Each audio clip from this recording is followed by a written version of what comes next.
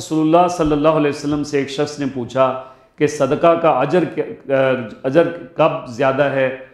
यानी वो कौन सा वक्त बेहतर होगा कि जब अल्लाह की राह के अंदर सदका किया जाए। अल्लाह के रसूल सल्लल्लाहु अलैहि वसल्लम ने इरशाद फरमाया कि तू सदका इस हाल में कर के तू तंदुरुस्त हो और सही हो और माल की कमी की वजह से उसे बचा कर रखने की ज़रूरत महसूस कर रहा हो और उसे किसी काम में लगा कर ज़्यादा कमाने की तुझे उम्मीद भी हो, और उस वक्त का इंतज़ार मत करो जब जान निकलने लगे तो उस वक्त तू कहेगा कि ये फ़लाँ को दे दिया जाए और ये फ़लाँ को दे दिया जाए। उस वक्त तो ये माल फ़लाँ और फ़लाँ को मिल ही जाना है। गोया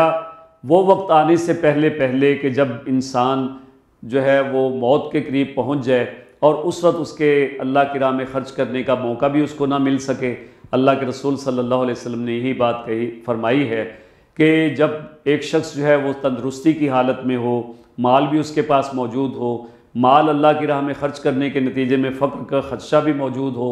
या उस माल को कहीं इन्वेस्ट करके कहीं सरमाया कारी करके